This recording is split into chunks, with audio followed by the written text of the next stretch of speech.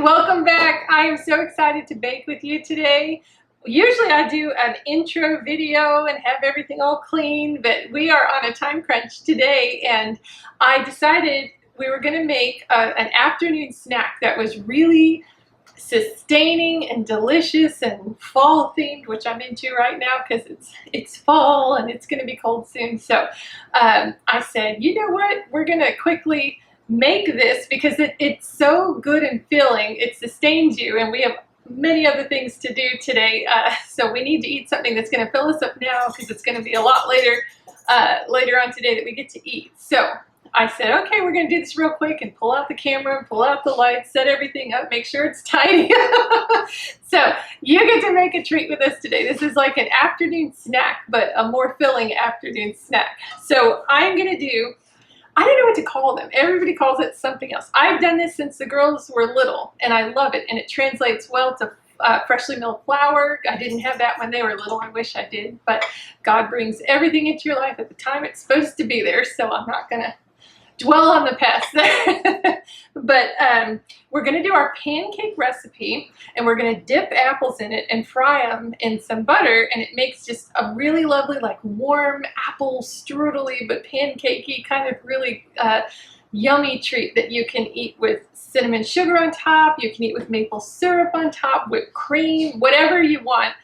You can top it with, we all do a little bit different, but most everybody likes the cinnamon sugar sprinkle, kind of the same thing you put in the middle of cinnamon rolls. But this is so yummy and warm and good, and it's going to tide us over for a long time. So as I'm on a time crunch, but I had to share with you, and I want you to see real life how we do this.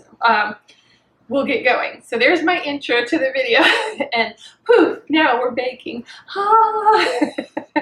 So we're going to start with, and I could do it in my mixer, I just don't feel like doing it today. So for the cup of a sweetener of your choice, I'm using sucanat, which is like evaporated cane juice. I'm trying to say it as many ways as I can because people want to order from Amazon or Azure or whatever, and it's kind of called different things everywhere.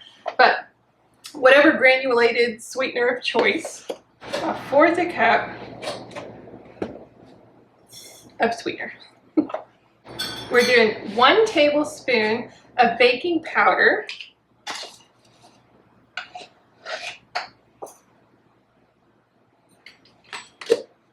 when I do videos, I write on the top how much I'm supposed to use. I know how much, but I get tongue-tied and start thinking about different things, and I get messed up. And so I realized it's much easier to just write on the tops what I'm supposed to use. So if you see me reading it, that's what I'm doing, because I'm trying to look like I just know everything. So now we're going to do 2 teaspoons. That was 1 tablespoon. This is 2 teaspoons of baking soda. And we're going to whisk all the dry ingredients together before we actually start adding the wet ingredients. 1 teaspoon of salt. We like to use the Redmond's real salt. It's got all the good stuff in it and none of the stuff taken out. It's not heated or treated. All right, I'm going to whisk this together really fast.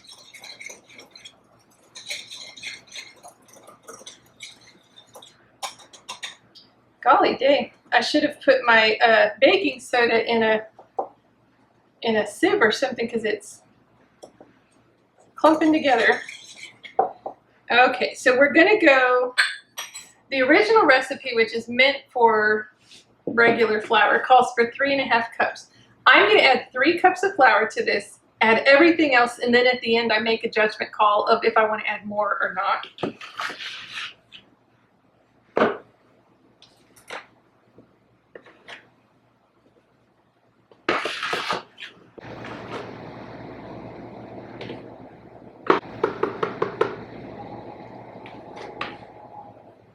All right, 3 cups, pending more. I'm going to try not to get myself floury, but I always seem to get into my cooking. So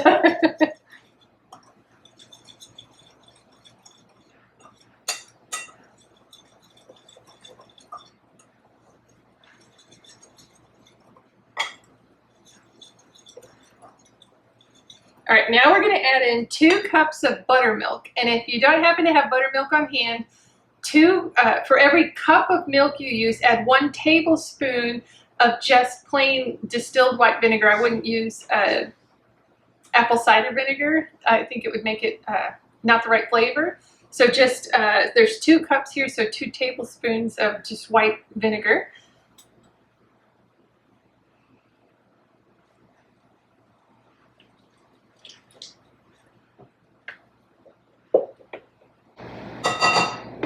Okay. And this can all be done really fast. You don't need to take time in between sets. Just make sure stuff's getting mixed in. We're going to do 2 eggs. If you have real little eggs, maybe 3.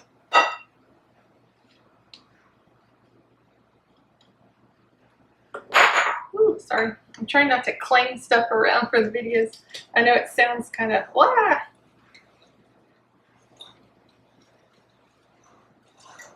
And then the last thing we're going to add, which makes it so yummy and not an everyday food, is 10 tablespoons or a stick and 2 tablespoons of butter.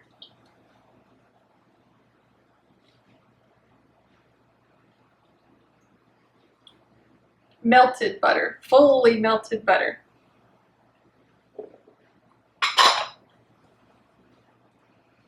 And then just mix till it's all incorporated.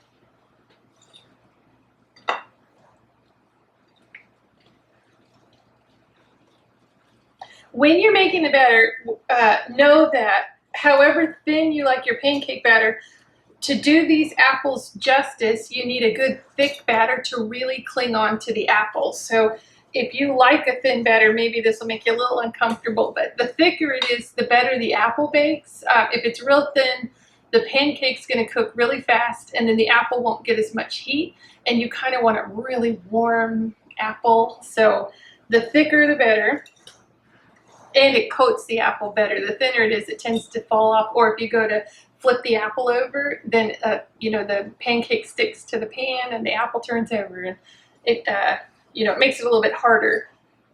But where there's a will, there's a way. So if you really only eat thin pancake batter, then you'll find a way.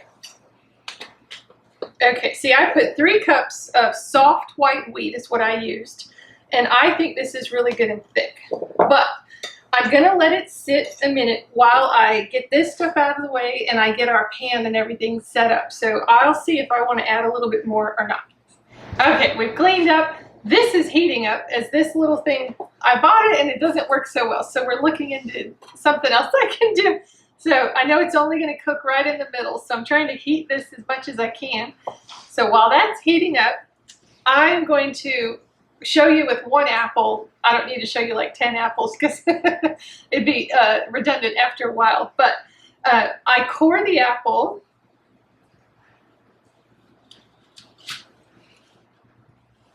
Ooh.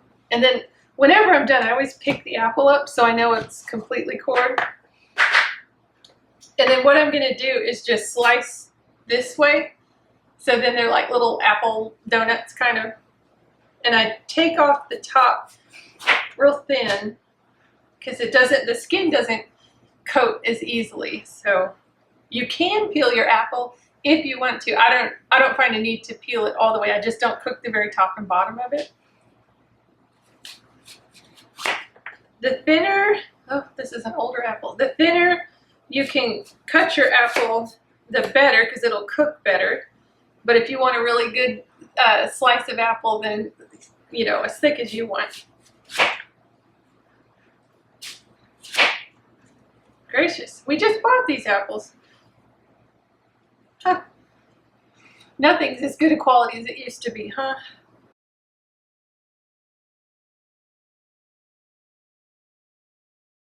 You can cook these in olive oil, coconut oil, whatever you want, and make it as healthy as possible.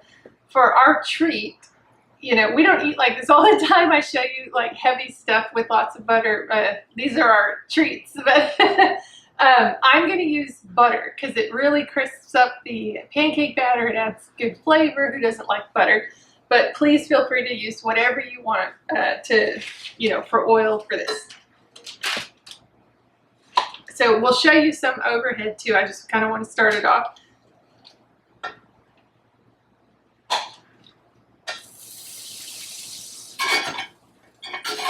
Okay, maybe I don't need it this much. I'm gonna learn this thing better. Our batter looks good. It's nice and foamy and thick. I found it's better not to just dip your apple in, but to kind of just get a towel and dry your apple so that the batter sticks on it even better. Then you have a better chance of the pancake batter actually sticking when you flip over little pancakes. So, you know what? This is almost too thick, I think, which never happens. So I'm going to add some more buttermilk. No matter what, you're going to get messy. But I've got a good thick coat on. And I'll try and move some over where my fingerprint was.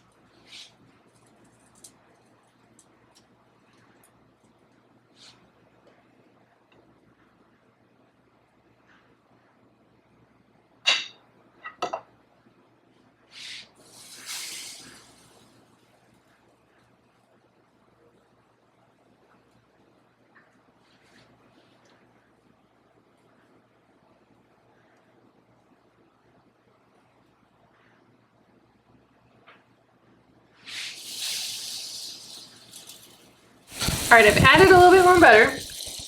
This is very thick and blunt. If I try and just shove it under there, the pancake batter is going to come off. So I figured out if I get it up like that and then turn it over, then it's better.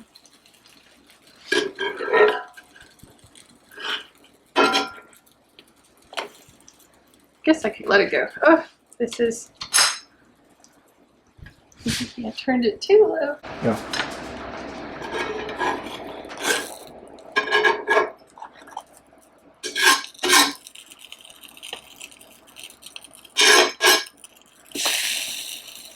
Okay, this one I flipped too early. It's always learning a new pan. So I'm just gonna pop that back over. This one, boy oh boy, your first pancake never works. Maybe it's right here. Okay. All right, so let's test this one. This one I'm not counting, so you didn't see it. So that's one. Let's see how this one wants to work out. Now I'm going to give it another minute. So I'll put some more butter down and do another one.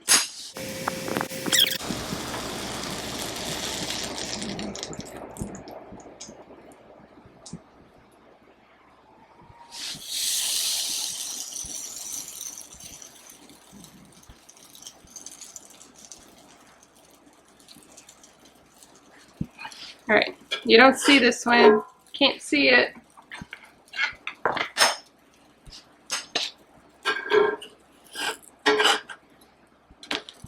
Oh, looks pretty good.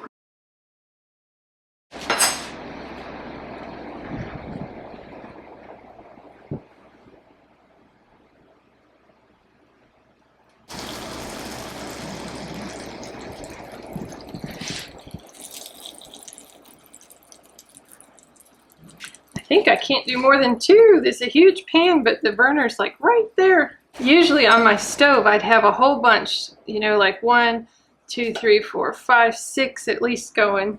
They cook really, really fast when you can do them that many at a time. That's beautiful. See, just getting the pan here. Give that a minute.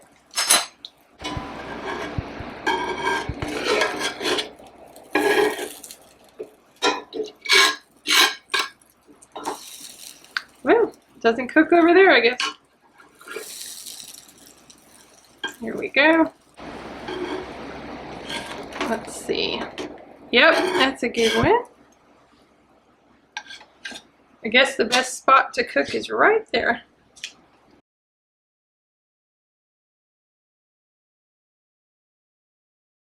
Try and cover my fingerprint.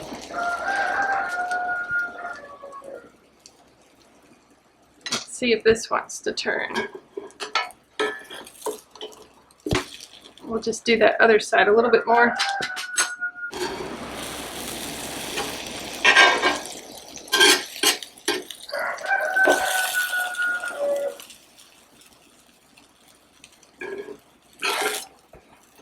Yeah, that's better. Well, let me push it into the baking apple there.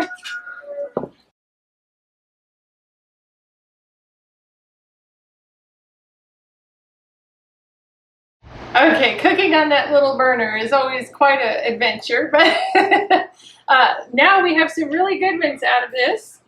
So I think they look pretty good. You get the hang of it after you do the first couple.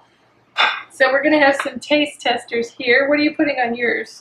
Butter and cinnamon. Butter and cinnamon. We have a little cinnamon sugar, cinnamon honey granule mix. What are you going to put on yours? Butter. Same thing that said. Same thing? Oh, here you go.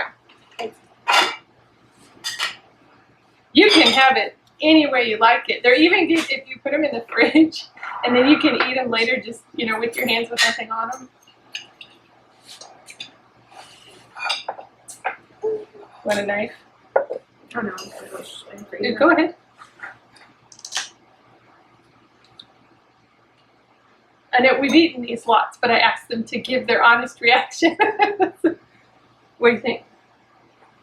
I like apples on their own, but they taste even better in a pancake. Yeah. Is it good? It's a nice filling treat, though, I think. So we got all kinds of stuff to do. What do you think? I love it. You love it? Is it the warm apple? Yeah. I like how apples are cold, and I love how they're hot in this, but not too sweet, not sweet. Yep, that's true. So these are a success, even though I started off a little funny. I just enjoy this recipe. It's quick to make, and if you have any pancake batter left over, I just go ahead and make pancakes. Once they're cool, I just put them in the fridge, and then the next day the girls toast them. So they're nice and warm and crispy, and they just have it like a pancake in the morning. So you never have too much pancake batter versus apples because you can always use them. We kind of like to make a whole bunch of pancakes and then have it in the fridge for the rest of the week. So Sundays we usually have pancakes. It is the day that we tend to have it. So then we have the rest of the week the leftovers, and they're still really good in the toaster. So thank you for joining me. Thank you for allowing me to show you a family treat that we enjoy. And I really appreciate y'all. I appreciate your comments and just being a part of your life for a small amount of time. I enjoy making these videos for you. I am praying for you. I really honestly hope y'all are having a blessed week. And I do care about you so much. So have a wonderful week, and I will see you next week. You say bye? Bye. Bye.